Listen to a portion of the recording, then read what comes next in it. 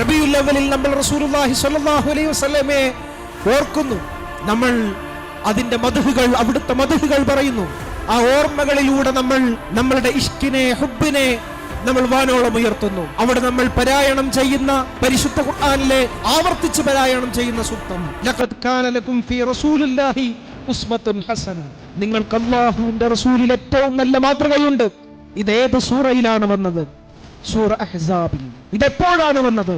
അഹ്സാബ് എന്ന കിടങ്ങ് കുടിച്ച് വിശപ്പ് സഹിക്കവയ്യാതെ വയറ്റിൽ കല്ലുവെച്ച് കെട്ടിയ റസൂലുള്ളാഹി സ്വല്ലല്ലാഹു അലൈഹി വസല്ലമയെ കുറിച്ചാണ് പരിശുദ്ധ ഖുർആൻ പറയുന്നു. ലഖദ് കാന ലക്കും ഫീ റസൂലില്ലാഹി ഉസ്വത്തുൻ ഹസന. സയനിസ്റ്റുകൾ ഫലസ്തീനിന്റെ മുകളിലേക്ക് മിസൈലുകൾ വർഷിക്കുമ്പോൾ ടണലുകളിൽ നിന്നുകൊണ്ട് യുദ്ധം പ്ലാൻ ചെയ്യുന്ന യഹ്യാ സിൻവാറിന്റെ കാലത്ത് നിന്നുകൊണ്ട് ലഖദ് കാന ലക്കും ഫീ റസൂലില്ലാഹി ഉസ്വത്തുൻ ഹസന എന്ന് പാരായണം ചെയ്യുമ്പോൾ നമ്മൾ ഏത് റസൂൽ സല്ലല്ലാഹു അലൈഹി വസല്ലമയാണ് ഓർക്കുന്നത്? നമ്മൾ സാധാരണഗതിയിൽ പറയുന്നു പക്ഷികൾക്ക് വെള്ളം കൊടുത്ത റസൂൽ, മരത്തിനോട് സംസാരിച്ച റസൂൽ. അവിടെ ഒതുങ്ങുന്നതല്ല ഇത്.